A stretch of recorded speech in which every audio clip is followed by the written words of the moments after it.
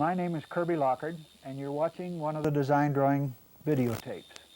This is a series of 10 videos designed to help students of architecture, landscape architecture, and interior design learn how to draw freehand perspective sketches. This particular tape is number 9, and it's the third tape in a 4-tape set concerned with finishing a drawing, and this particular tape is about finishing an exterior perspective, drawing the context that surrounds an exterior perspective so that it looks real in the setting where it will be built. Like the other videotapes, the value of these tapes is you're drawing along with me, not just sitting and watching television. And to do that, you're going to need a set of equipment, and for this series, it's just a little bit different than for some of the others.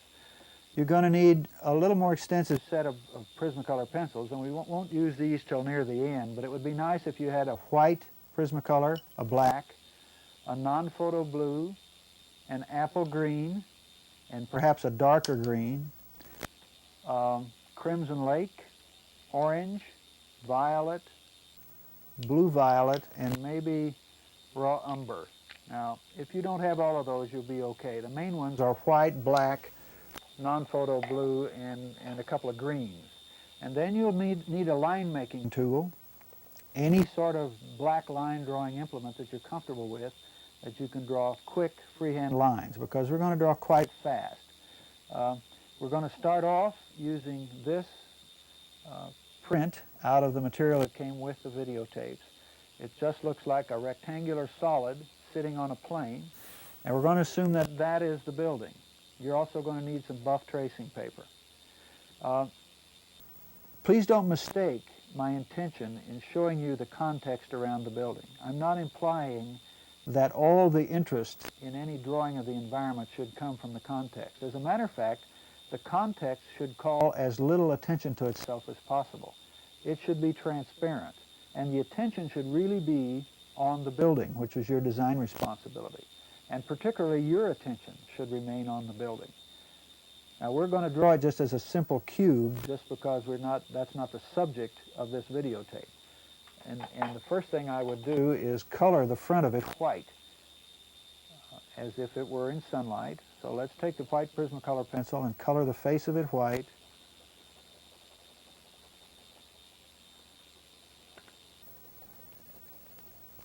And then take the black Prismacolor pencil and color the right side of it dark gray.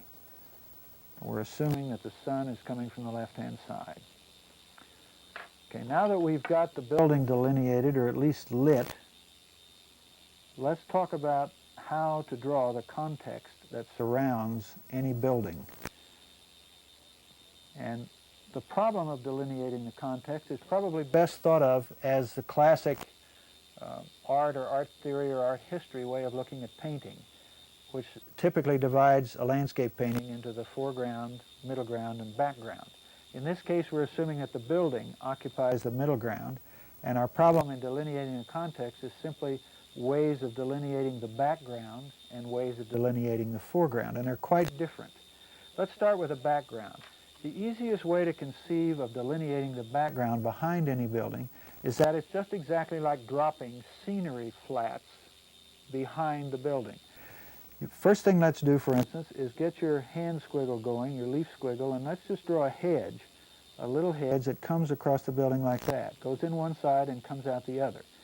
You always want to make the same thing come out the other side as goes in. You don't want a line of trees going in this side and a freight train coming out the other side. It's got to be the same thing, because what we're trying to communicate are bands of continuous space behind the building. Okay, now if that works okay, let's take the same marker, perhaps, and draw a big, more vigorous kind of landscaping behind that. And it could be a band that looks sort of like this. And now, I don't know whether that's bamboo or what that is. It's just some sort of continuous band of landscaping behind the building. And then maybe behind that we can draw kind of an open leaf squiggle that looks like the top of a bunch of trees. And maybe we can draw that same bottom here, so that now what appears to be is a very dense band of trees behind the building, a tree line. And now, instead of just being an undifferentiated space behind the building, as if the building were sitting on the edge of the Grand Canyon, we get a space behind the building in front of the hedge, and a space in front of behind the hedge and in front of those trees. And then we could put a layer of mountains, or even 2 layers of mountains behind that. And then we probably spent enough time drawing the background. But notice how simply and how quickly a background can be laid into a perspective. Now, what once was a very shallow, sort of empty background is quite deep. It goes clear back to that mountain peak, and it has several layers of space that I can see behind the building. The foreground is a different matter. It calls for different techniques, and you have a different task. And the primary task in drawing the foreground of a building is to make the surface of the earth lie down so that the building appears to be sitting on a horizontal surface. One of the best ways to do that is to cast the shadows from the building. So the sun is coming from over on the left-hand side. This will be a casting edge, and it'll cast a flagpole shadow on the ground like that. There'll be another potential virtual flagpole here at this corner, and I know that the shadow will go out some distance, depending on how high the sun is, until it comes to the shadow of that corner. Then it'll turn and become a parallel shadow and go back to that vanishing point like that. When it gets to the shadow of the back corner, it'll turn and just go behind the building. Now take your black Prismacolor pencil and just blacken that shadow in, and notice how much shadows, ground shadows, contribute to making the building seem to sit down on a flat surface. They're wonderful for that, and that's one of the reasons you should always cast shadows from your building. The other thing that's perhaps even more powerful in terms of making the foreground lie down is to draw the undulations in the Earth's surface that will really be there. And these you can visualize as just little ripples or irregularities in the Earth's surface, or you could visualize them, you could draw them as little rows of grass blades or horizontal sort of contour lines going back, going across the picture. Now, these should always be transverse. That is, they go from side to side, and they should get closer together as they go back toward the building, so that this now looks like, or should look like, a horizontal surface that is receding away from us in space. Let me show you what that does, how much we depend on perceiving three-dimensional space in a reference to this continuous spatial background. If we draw a circle back here and assume that it's some kind of a sphere or big ball, and then we draw one as close as we can to the same actual size there, and then we draw one way up here like this, and we say, which one of those is the biggest? Well, you'd probably say that one. And which one would you say is the farthest away? Well, you'd also say that one. We make both those decisions based on the relative position of those 3 circles in our visual field. This one we perceive as being further away because it's higher. There are more of these contour lines between us and that ball or that circle, and so we assume it must be bigger and it must be further away. That's exactly for the same reasons we assume that this is the smallest of the 3 and the closest to us. So this, the delineation of this continuous background surface of the Earth's horizontal surface is very important to any exterior perspective. You should further take advantage of it if there's a walk that comes out toward the foreground like this, or if there were a driveway over here that went back behind the building. And I would render each of those with transverse horizontal textures that went across from side to side, went across the foreground. The same thing in the walk. I would at least draw the joints in the walk, and if I could make it out of brick, I would make that brick texture primarily go across like this, with maybe some head joints like that, or paving or whatever. But I would emphasize these transverse lines that go across the picture, because all those help the foreground lie down. Even small hedges or rows of plants like this make the foreground lie down, as do, say, fallen leaves in the S texture. If this whole surface had a ground cover that can be rendered from side to side, all that will help the foreground lie down. The other thing that you always want to do in foregrounds is try to put something between you and the building. And the strongest thing to do, the best thing to put in front of buildings, are trees. So let's put a tree right smack in front of the building. being very careful not to obscure the corners. We need to see these corners because they tell us what shape the building is. They help us understand what the volume of the building is like. So we can draw a transparent tree like I'm drawing, or you could draw a tree with leaves so that it was opaque and you couldn't see through it, but you need to let us see the corners or we lose any kind of understanding of what the building's like. Now if I draw one tree out there, it looks contrived. It looks like I did it just for a graphic convention, for a graphic reason alone. So I need to draw more than one tree. And then I'm suggesting that there may be any number of trees standing between me and the building, and it no longer looks like a put-up job that there happens to be one tree in front of the building. Anything else I can put in front of the building will help that's reasonable, like a figure, and particularly a group of figures that is between me and the trees. Then there's a space between me and the figures, and a space between the figures and the tree, and a space obviously beyond the tree, but still in front of the building. Other things that you can put beneficially in the foreground are light standards. Let's put an old-fashioned light standard right here. One of those wonderful old 5-globe fixtures. That looks like that. I got that maybe almost too dead center in front of the building. You want to avoid any sort of coincidence, and symmetry is one kind of coincidence. You could draw a mailbox here. You could draw anything that would stand up and help divide the foreground into a series of spaces leading you back to the building. If there is a curb out here that the walk comes to, that will help the foreground lie down because it's one of those transverse lines that goes across the foreground that helps it lie down as a horizontal plane. Now, we can put a little color on this that may help a little bit. We could color the ground green.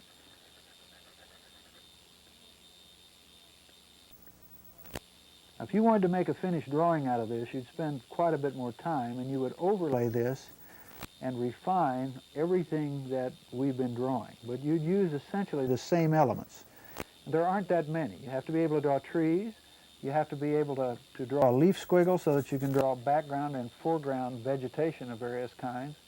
You need to draw mountains or buildings or whatever is in the distant context, and you need to be able to draw figures and little pieces of street furniture. But it isn't an extensive palette of things that you have to draw to be able to indicate the context of a building. I like greens to always come in two different colors because most plants have a rich variety of greens, and so it's nicer if your colored pencil palette includes at least two different colors of green. These trees, these transparent trees, first I need a blue sky behind the building. And perhaps I need some blue-violet mountains.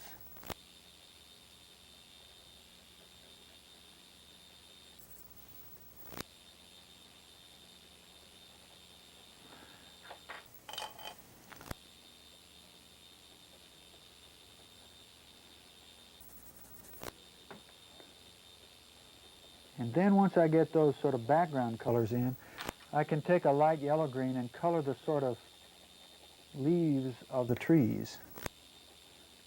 These are transparent trees, and they have the advantage of your being able to put them right over anything you've drawn. I probably ought to whiten in the globes of the light fixture a little more heavily. I maybe could paint the walk very quickly a brick color, and I'm about finished. Now, let's go over this just for a moment and understand what we've done. We've added layers of space behind the building to articulate the distant space behind the building.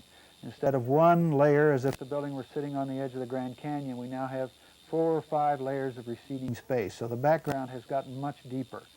And in the foreground, we have concentrated our efforts in transverse rendering of transverse textures that go back and forth across the foreground that get closer together as they go away from us, so that we're trying to communicate the horizontal surface of the earth. We also draw things that stand up in the foreground that articulate or mark off the foreground space. Now, when we've done that, we've done about all you ever need to do to draw the context of a perspective. And notice that it's a very limited palette of sort of items out of your retrievable graphic vocabulary. We'll be using some of these same elements and a couple of others in the next drawing as we go along. And the next one we're going to do, that you should pull out of your packet, that's a little more interesting, looks like this. This perspective is a little bit different in that it's taken from an enclosed exterior space, so that the space is contained on the sides of the building. We'll still have a background to draw, and in this one we're going to assume it's in a city and draw some buildings in the background. And we still have plenty of foreground, in fact a much more interesting foreground than the last perspective. So let's look at it a moment and see if we could get a couple of trees in front of this building. It's going to take a little work because we don't want to hide the building itself. And it looks to me like our best chance is perhaps to draw a tree right up here. Now it takes a little guts, but do it. Just grab up your black pen and let's draw a tree that goes right up like that across the face of that building, and be particularly careful when you start to draw branches that spread out. You could get one branch perhaps across the building like that, but we've got to let people see that corner because it's very important for any kind of understanding of the building. So we can draw some branches that go up like that. And in this case, we're going to hold the leaf canopy of the trees clear up above the building so that it makes a frame at the top of the perspective. It's coming across like this, and we'll use it as Frank Lloyd Wright did in a lot of drawings of his Oak Park houses, where the actual boundary of the leaves at the top of the perspective became the frame or border of the perspective. Okay, now we got one up across. Remember what I said about not drawing just one of anything, or it looks like it was contrived. So, and I probably need to add a little thickness to the bottom of this trunk to make it believable so it's not quite so tall and spindly. It looks like we could get another tree right here, but we may have to make a little planter for it to exist in. So let's assume that we've made a planter pocket there, and we've got a tree that did that. Can you get that one? Now remember, we're sort of snaking it across. We've got a lot of room over here because there's not much over there, so we can draw a lot of branches there, but we have to be very careful of these branches that go across the building because we don't want to obscure the intersections and the sort of important space-defining joints and corners of the architecture. Okay, that'll be good enough for now, maybe. So we got our big, strong, bold move in the foreground. If you can get those trees across there, you have the beginnings of a really strong exterior perspective.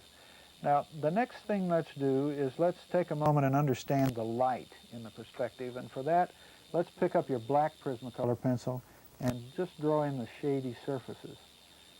It's important where the branches cross to leave them white.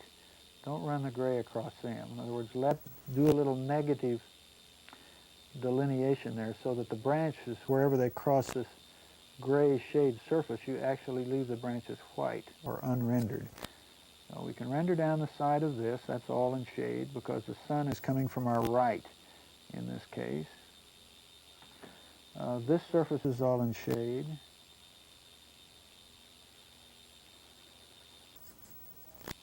And this whole wall is in shade. I should have pointed out that the shadows are all cast for you in this perspective.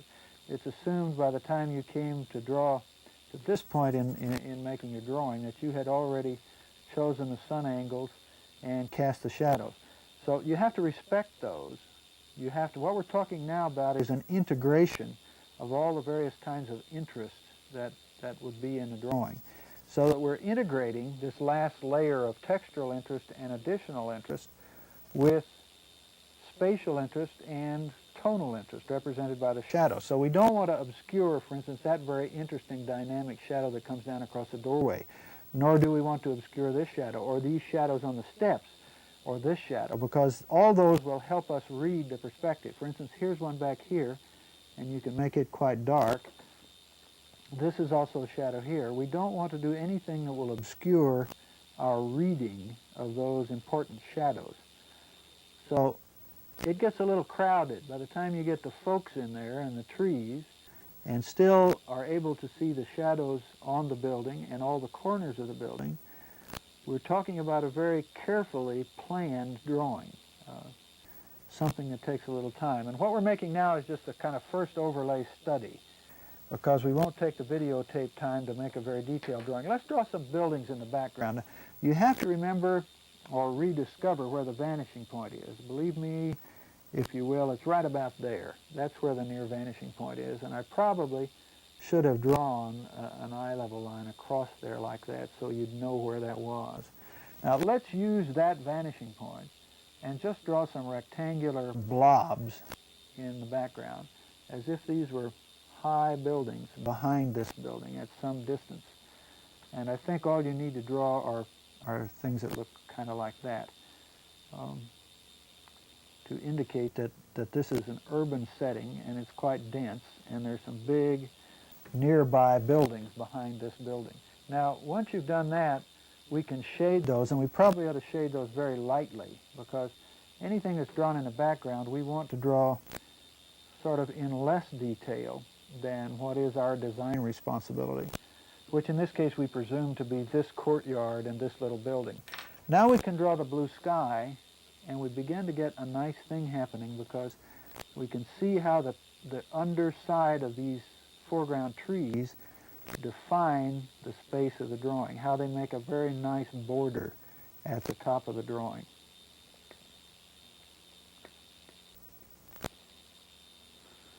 Okay, that's enough for now, probably. We may be able to finish the blue sky a little later on, but for right now that's probably enough. Well, put a little bit over here and down to there. Okay, now let's take the white Prismacolor pencil and put a little bit on this face of the building, just so we're reminded that that's the way the light is. The light is hitting the face of the building and not the left-hand sides.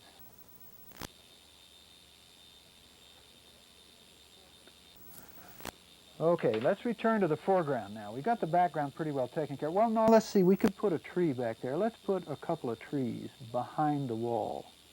Can we do that so that they're behind the wall, but in front of those distant buildings? That would be a pretty good thing to do. And we probably ought to put another one over here, maybe put 3 in here, just so we don't fall into the trap of drawing individual things in the perspective that call too much attention to themselves. And maybe we should put even another one there.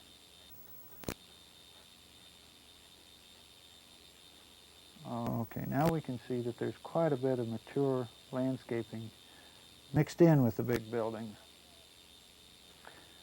Okay, let's talk about people placement, figure placement, because the perspective very soon gets crowded. And the first thing you want to ask yourselves is how many levels are there? Well, there's this level. There's this landing level where you go into that building. There's a level up there, and there's a level over here. And if we could do it, it would be nice if we could put folks on every one of those levels, but in varying groups and maybe varying postures, so it was clear that they weren't just splattered there too much as graphic contrivances. One of the strongest places to put a figure would be here, sitting on this wall, and I've drawn him too small. He's got to be about this big. And it would be nice if his hand went back and laid on the wall like that, so that we get something spatial happening with the figure.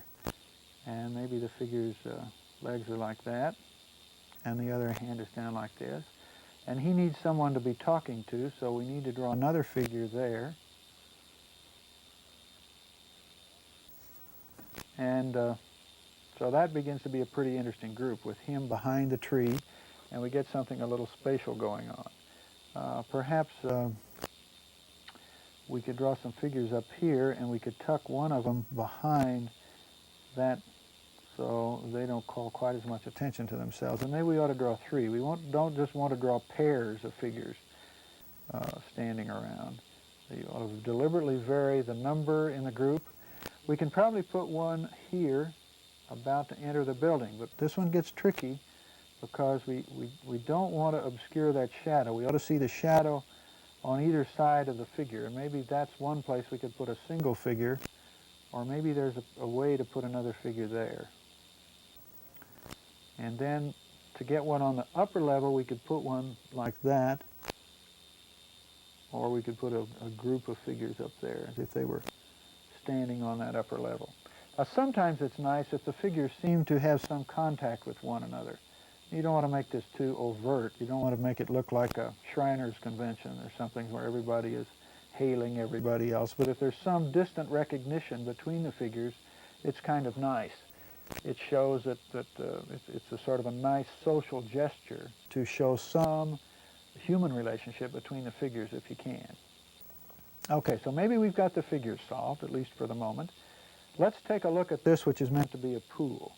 And if you remember from the little lesson on reflections, this guy, which is white, this is going to be a white sunlit surface, is reflected in the water of the pool. And so it will come down into the water as a white reflection, except we do it with tone of lines like that, so that those are horizontal lines, wiggly lines, and you can intersperse some blue ones with those because some of the ripples of the water will be such that they are turned and are actually reflecting the sky. That'll be intermittent if there's any waviness or any ripples in the water. Some of them will be reflecting the blue sky above. Now, I need to heavy those in a little whiter. Okay, and the next thing we need to look for are some places where we can make the foreground lie down. And one of the best one of these is this walk. So let's draw some transverse horizontal lines across there, and I'll show you my favorite paving texture. Favorite because it is so easy to relate to things like this planter that I'm just going by. I don't need to measure anything. I can just draw these random transverse lines.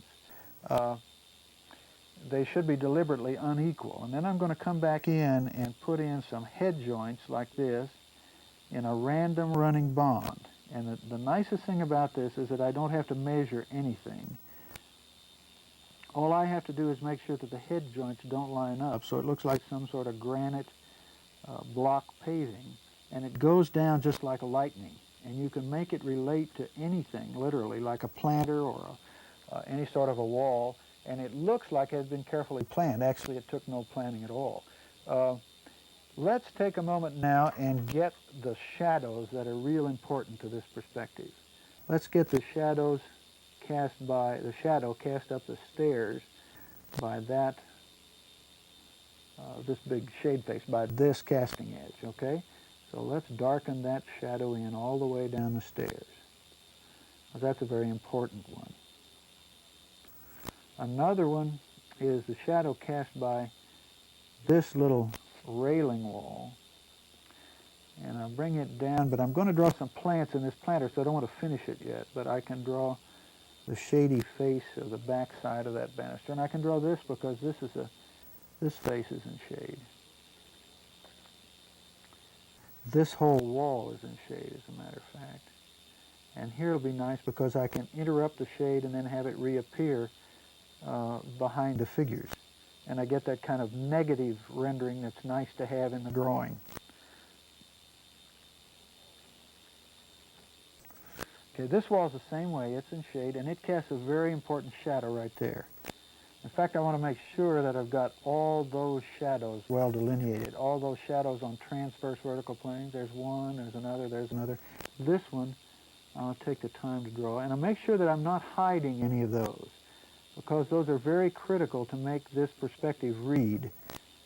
And it undoubtedly took me quite a while to lay those out and find out where they were, and I don't want to hide them with a bunch of people standing around the perspective. So I've got to place the figures so they let those shadows show.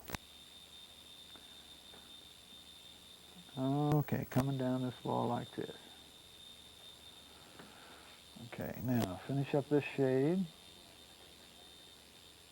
I need to draw some sort of boundary in the foreground that sort of closes it out and borders it like the top leaf boundary did. And I can probably do that here with one of my leaf squiggles if I get it going. It can just come across a tree like this, and I don't really say where the front edge of the little reflecting pool is. This is just the boundary of the bottom of the perspective. Now, this is a little shade face right there, and there will be a little shadow right there. And that's very important because that will show in the reflections. There will be some little horizontal wiggly lines like that. As a matter of fact, I ought to draw just a few horizontal wiggly lines all the way across the surface of the water like that, because it helps establish the surface of the water as a horizontal reflective plane. Okay? I need to draw some plants in here, and here I'm going to adopt that kind of plant that has the drooping leaves that all come from one point. And I want to take a little time to delineate the plant behind the tree. Now, most other places I can just put it down very quickly, but there are places where I have to slow down and make sure the delineation is very carefully disappears and reappears behind something like the tree. Okay, I've got a few other things that are to put in that are really fun to put in. One of them is the glass reflections, the reflection in that glass. And I'm going to get a reflection that's about like that, and I should draw it with, let me see, if that goes like that, yeah. I should draw it with vertical tone of lines because it's a vertical reflective surface, if you remember from the section on glass. And there's going to be a little reflection there and across the head of that window. And then everything else I can draw as a light blue sky reflection, but I just want to barely tint it. It shouldn't be as blue as the real sky. And if there's any doubt about that, I ought to go back and heavy up the real sky so that there's quite a difference between the real blue sky and the reflection of the blue sky in the glass. Now, I don't have much time, as is often the case when you're making these drawings. Whether you're a student or a practicing professional, you often find yourself with a time crunch. So I've got to add a texture to the building, and I'm going to go for a vertical wood board texture. In my case, I'm choosing it just because it goes down so fast that I can talk about what I need to talk about while I do this. Now, one of the things in adding textures, whenever you have a choice, you should never texture the things in the foreground. You should always texture the things on the farthest architectural surfaces. And you should always texture horizontal surfaces. So, following that rule, I want to be sure that I texture this surface behind the tree and not draw bark on the tree. I would never call attention to the tree, never color the tree or texture the tree, but I just leave it as a white ghost.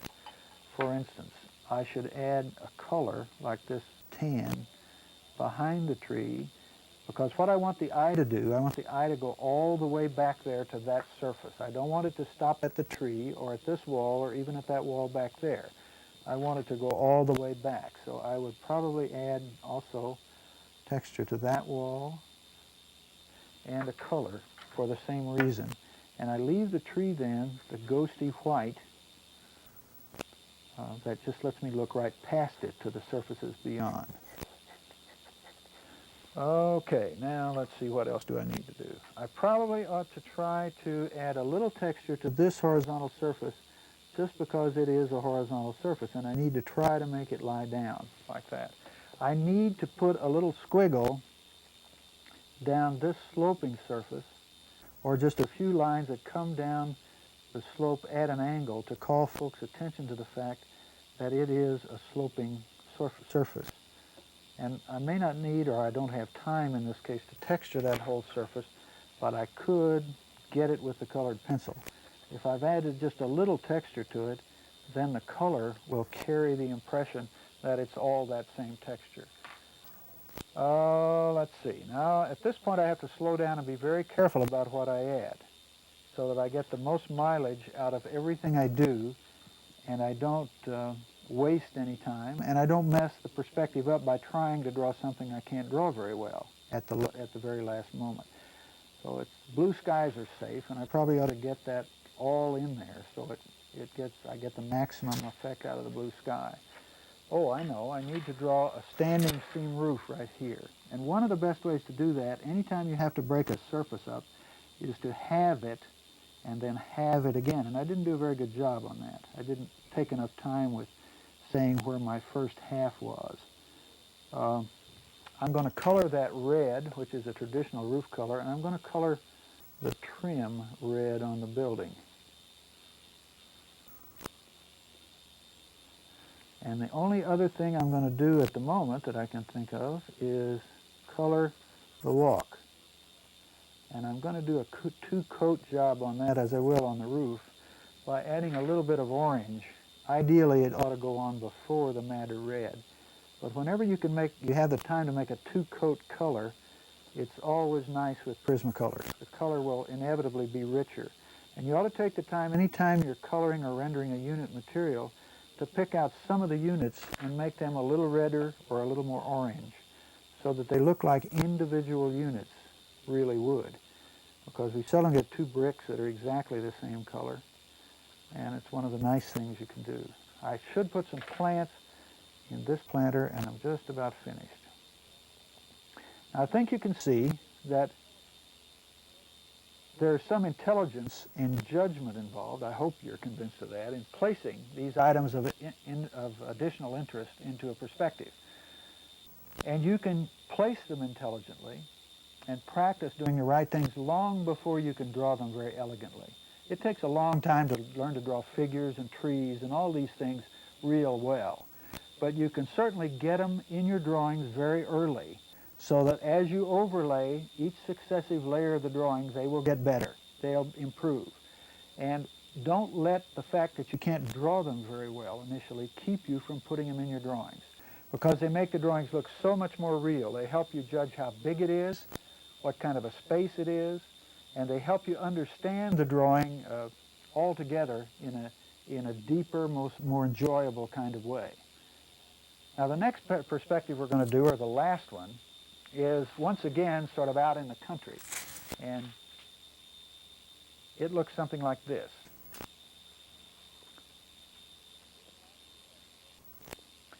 This last perspective that we'll do once again has space around the sides of it and behind it, and it also has one other additional piece of information. It has the vanishing points for the shadow casting. So if you disliked, or if when you overlay this to make a more finished drawing out of it, you'd like to adjust the shadow slightly, these are where the various vanishing points are for the shadow system. We're going to do just the same kinds of things we've been doing to perspectives. We're going to hurry maybe just a little more. We're going to draw a car in the carport, and we have a little more complicated shadow casting situation, and I think front yard situation than we've had in the other two. Like the other two, the first thing I would always look for is where could I put the tree in front of the building. And here it's a little difficult. I'm going to try it. Well, let me think about this just a minute. I'm going to try one right here. Here we go. Now, I have to get up a ways, and I'm going to try a branch right across there. I don't think I've hidden anything yet. I start with another one, and maybe I could even get a branch across there. Okay, and I drew these coming out too symmetrically from the trunk. I wish I hadn't done that. I wasn't paying attention. And I could probably get one across there, and one like across there. Oops, I don't want to hide that corner. The corners are very critical in understanding what the form of the building is like. Okay, now without maybe too much sacrifice of legibility, we have one tree up in front of the building. Let's see if we can get another one, and this one's going to be a lot easier because I'm going to put this one right here, and I don't have to start the branching till there. One thing in choosing trees to remember is that they go better, or you lose less behind them if you can put them across repetitive parts of the building. For instance, there are 3 or 4 windows there up on that balcony, and I don't need to have an uninterrupted view of all 3 of them. Wherever there is repetition in the building is always a good place to introduce trees in front because you're not giving up all that much. Okay, so we got a couple of foreground trees. Now, be reminded that the other thing we could do, which you haven't done yet, is we could draw a great big tree right here, for instance, and sort of get one branch across like that. And it's a completely different kind of tree because it's standing much closer, and we would want to always see behind it, I think. I think it would be more interesting spatially. Okay, now let's try just a little light so we begin to understand what the light is like. In this case, the sun is to our left. It's coming over our left shoulder, and this is one of the only vertical walls that is in shade. Now let's put that in. Well, let's just put a little bit in because we're going to draw a car in there. Let's draw this shadow, for instance. Let's make sure that the shadows that might be obscured by the trees are all very heavily rendered. So we get those in there really sharp and crisp. So that even though the tree goes across in front of them, we don't lose any of those. There's one back here on the ground we ought to put in that's quite important. And there's one here on the face of the building. Okay, now I can tell you, because I put a little sun cube in the front yard of this building. I haven't on this drawing, but I did sometime previously, and you could to test it and conclude, because we're going to get two sunlit surfaces here. Both the face of the building and the left side of the building are in sunlight. So we have to distinguish between the whiteness of this surface versus this surface. And the way the sun's coming, it's coming at such a flat horizontal angle that these left-sided surfaces are going to be by far the whitest. So I will make those kinds of surfaces that white, and I'll just make the front of the building that white. So there's a distinction at every corner as to which is the whitest of the two sunlit surfaces that meet at any point. Okay, now I'm beginning to understand all that stuff pretty well. I'm beginning to get a hold of it, and it's good to skip around like this so that the whole drawing sort of comes up together. The next thing I think I have to look at are figures. And I never want to miss an opportunity to let a figure sit down, because people really do that, so it's much more natural if they do. And also it helps delineate or demonstrate any spaces that are sort of sittable. So I can draw a figure like that, sitting there on that little low wall with the hand out like this, and maybe the arm out gesturing. And then I can draw someone maybe here that person is talking to. Now I've got to be careful not to obscure that shadow, and I almost did. So you've got to place these guys so they don't hide any more than necessary. This might be a good place to draw a child. If this is a house, you might be able to say something about the fact that it's a house or a residence by drawing a little person in the front yard. Now we have a fairly understandable little figure group there. We could draw this guy, and we may be getting too many gestures, gesturing to somebody maybe standing on this balcony, or two people standing on that balcony. And they could be answering with a gesture, and we don't want to get that too contrived, but we could do maybe that much. Okay, let's try the car in the carport, because we haven't done that yet. And you've got to remember that cars exist almost totally below eye level. In other words, if you extend your arm, it'll go right over the top of any sedan made today. So that the cars are quite low. It's probably up to fender height is about 30 inches, so that we can begin here, remembering that this is eye level. We can draw the top of the back trunk of the car as a 30-inch high, sort of 6 or 7 foot wide rectangle like that. There's the back of the car. Now don't make it come all the way to the ground, because we have to leave room for the wheels, which we draw like this. Okay, now we can draw the front. There's the whole body of the car. We haven't put on the passenger compartment yet. We're just drawing a rectangle with wheels under it. We're going to draw something that looks like a bumper. We're going to make a bulge to accommodate the license plate like that. We draw a license plate there. We draw a couple of tail lights like that.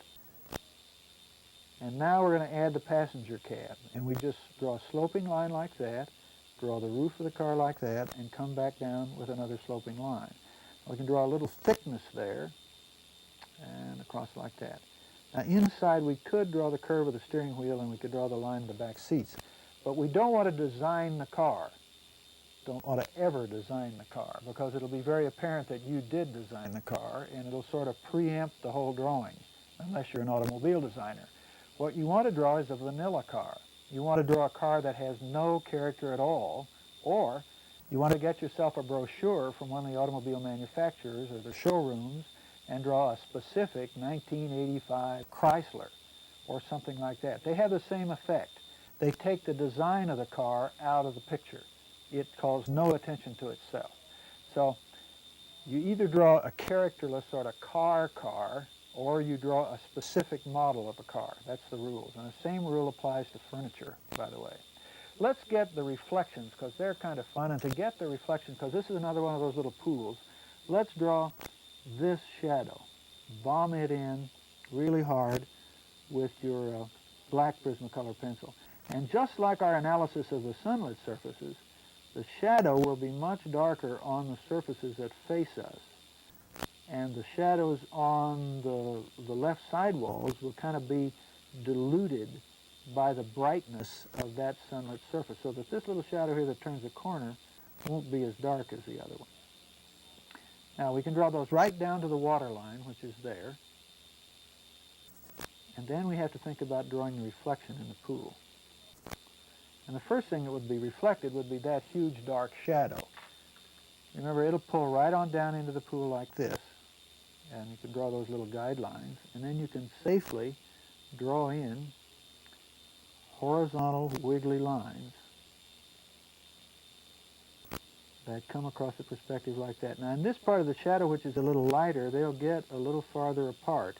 So there'll be a slight distinction in the reflection of that shadow as to its darkness. Okay, now there'll be some intermittent blue lines, because remember that some of those little ripples in the water surface will be turned just so that they are reflecting the blue sky. And then we need to remember that this surface is going to be very white. It's the brightest of our two sunlit surfaces. And so its reflection in the surface of the water will be very white.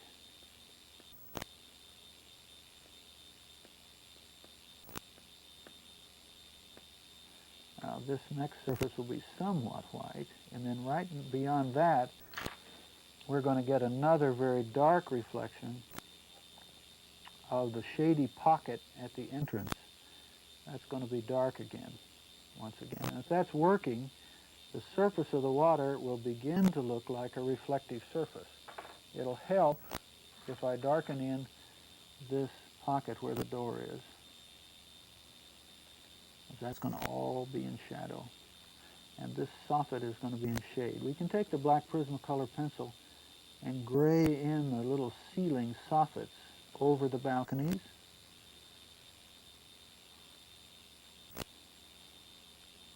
And we can get this shadow while we're at it.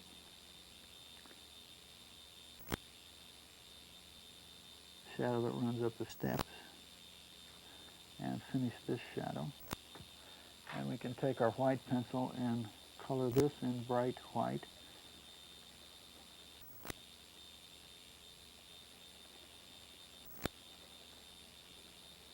This somewhat white. This again very white. And remember that we won't bother with casting shadows from the people or the trees. We just cast shadows on the architecture and from the architecture. That saves us a lot of time, and it also keeps the emphasis where it ought to be, which is on the architecture. Okay. Get that shadow. We have all those shadows. We need to get this shadow in the carport.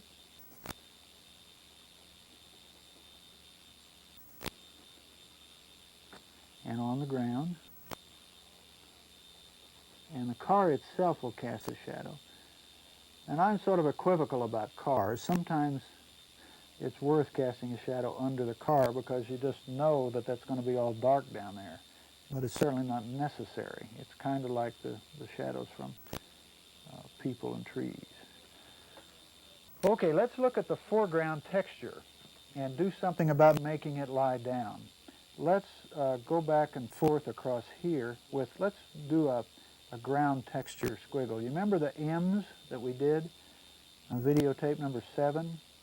A kind of leaf squiggle that is made up out of M's in both directions. Let's put some of that down, just like a ground cover, and try to emphasize the horizontal directionality of it so that it goes back and forth across the picture and makes the foreground lie down.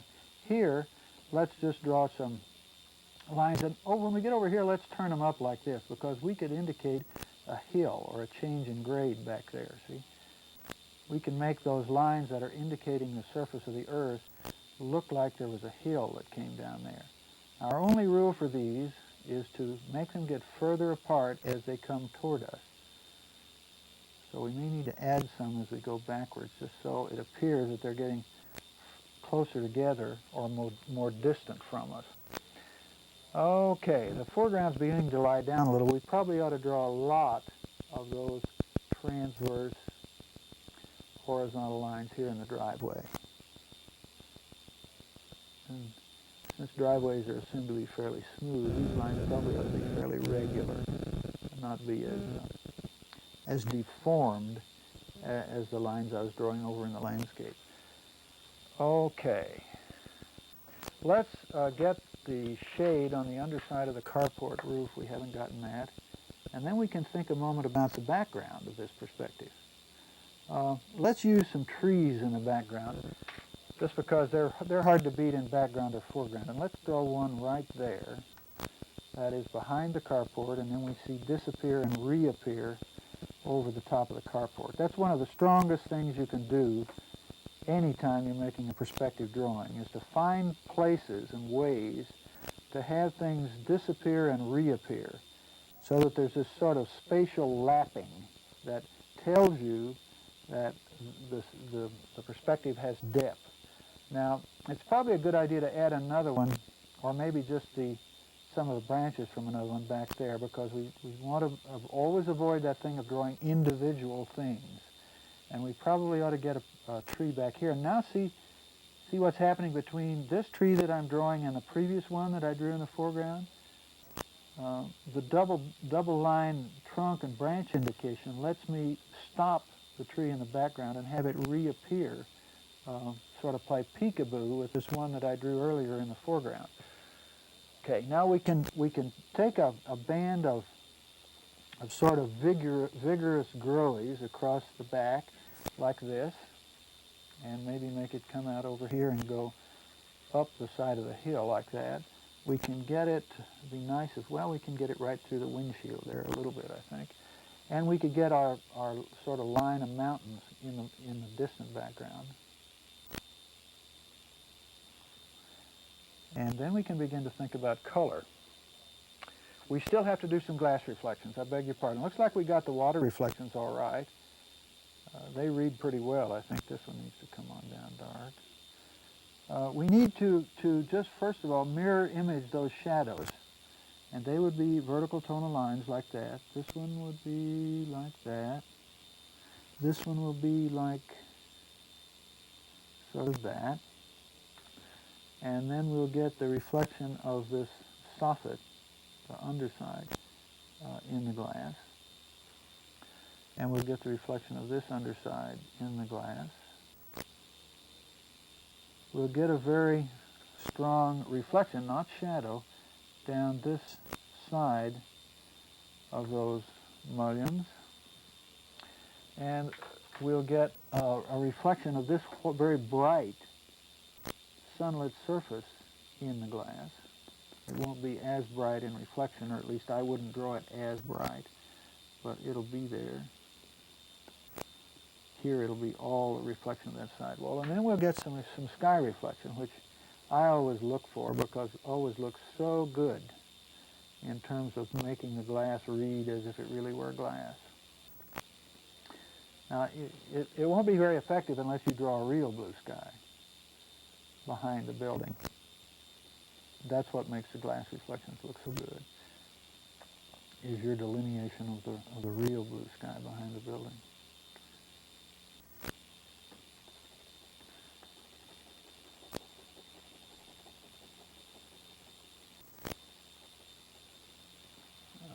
we could take our mountain color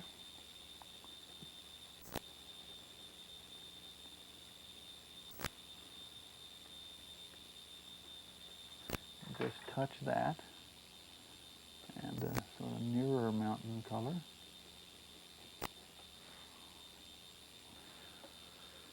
And we need to put on quite a bit more white.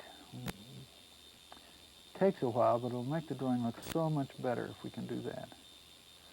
We want to make sure that we differentiate every chance we get between the really brightly lit left-hand side and the sort of dimly lit, but nevertheless sunlit face of the building. You can try to distinguish between those two.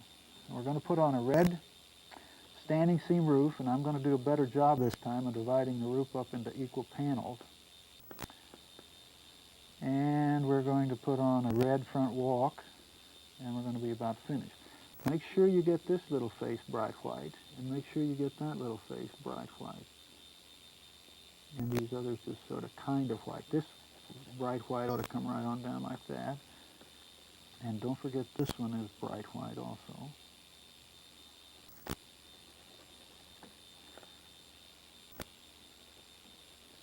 Now I'm going to take the extra layer of paper out from behind this so you get the benefit of the effect of the darker board, and you can see those sunlit surfaces a little better. And when you make a drawing like this, it's always fun to mount it on some sort of darker board background, because it makes the paper, it strengthens the middle tone idea and strengthens the white contrast of the sunlit surfaces. Okay, here we go, and let me show you what halving ought to look like. We ought to divide that a little more carefully in half and then just connect it. And then you can divide it in half again. And now I have 4 fairly equal panels. Here I might just put 1. Okay, now we're going to color those first a coat of orange, very light coat of orange. And then a coat of crimson lake. And we're going to color the front walk and add a little green. Maybe pretty close to doing all we can do in this kind of rough sketch way. Let's add a little green to the ground surfaces. And here you can leave the figures just to color the paper. I think that's another way of calling little attention to them, is you color the surfaces. You color and texture the surfaces, not the things. Here we ought to introduce our other green color so that we just don't have a monochromatic green scheme. And we might add just a little green to that big band of landscaping that went across the back. And let's get the front walk and then save just a little time to admire our work.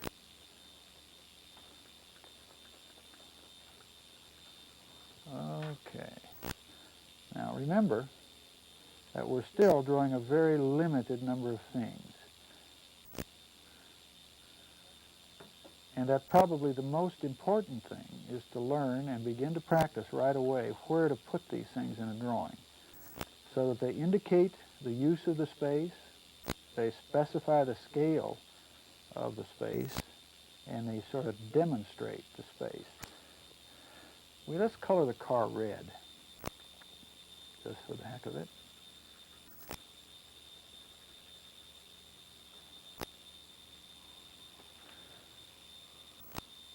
And see if there's anything else we could do.